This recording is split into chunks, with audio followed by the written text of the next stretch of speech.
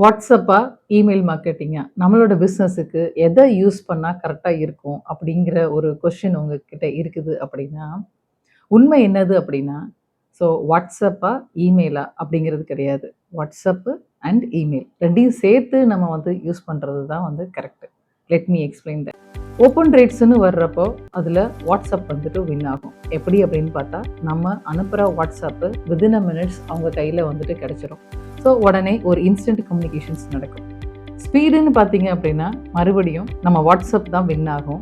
ஏன் அப்படின்னா, இப்போ உங்களுக்கு webinar reminder, limited time offer அப்படிங்கிற மாதிரி ஒரு இது அனுப்பணும், மெசேஜஸ் அனுப்பணும் அப்படின்னா, ஸோ வாட்ஸ்அப் தான் கரெக்டான ஒரு கம்யூனிகேஷன் சேனல்.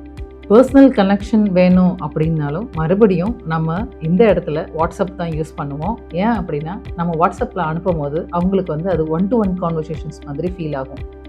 அப்போ நம்ம எப்போ தான் இமெயில் யூஸ் பண்ணணும் அப்படிங்கிற மாதிரி நினைக்கிறீங்க அப்படின்னா, எப்போ நமக்கு ஒரு டீட்டெயில்டான இன்ஃபர்மேஷன்ஸ் அனுப்பணுமோ, ஒரு எஜுகேஷனல் கான்டென்ட் அனுப்பணும், இல்லைன்னா ஒரு நியூஸ் லெட்டர் பேஸ் பண்ணியிருக்கிற மாதிரி ஒரு கான்டென்ட் அனுப்பணும், அவங்களுக்கு கைட்ஸ் அனுப்பணும், இப்படிங்கிற மாதிரி இருக்கிற கான்டென்ட் எல்லாத்துக்குமே நம்ம எது யூஸ் பண்ணணும் அப்படின்னு பார்த்தீங்க அப்படின்னா, நம்ம இமெயில் யூஸ் பண்ணணும். இமெயில் தான் அதுக்கு கரெக்டான ஒரு ஆப்ஷன்.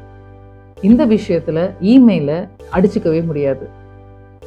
ஃபார் எக்ஸாம்பிள் அது சொல்லணும் அப்படின்னா, நீங்கள் ஒரு பிடிஎஃப் அட்டாச் பண்ணி அனுப்புறீங்க, ஒரு செக்லிஸ்ட் அட்டாச் பண்ணி அனுப்புறீங்க, ஒரு ப்ரொபோசல் அவங்களுக்கு அனுப்புறீங்க அப்படின்னு பார்த்தீங்க அப்படின்னா, அதுக்கு பெஸ்ட்டானது எது அப்படின்னு பார்த்தீங்க அப்படின்னா, அதுக்கு இமெயில் தான். ஒரு லாங் டர்ம் ரிலேஷன்ஷிப் நீங்கள் பில்ட் பண்ணணும்னாலும் அந்த இடத்துலையும் இமெயில் தான் நமக்கு ஒரு பெஸ்ட்டான டூல். அப்போ ஒரு ஸ்மார்ட் ஸ்ட்ராட்டஜி என்னது அப்படின்னு கேட்குறீங்க அப்படின்னா, அட்டென்ஷன் சீக் பண்ணணும் அப்படின்னா வாட்ஸ்அப் யூஸ் பண்ணுங்கள். எஜுகேஷனல் கான்டென்ட் அனுப்பணும் அப்படின்னு இமெயில் யூஸ் பண்ணுங்கள். கான்வர்சேஷனுக்கு 2யும் சேர்த்து யூஸ் பண்ணுங்கள்.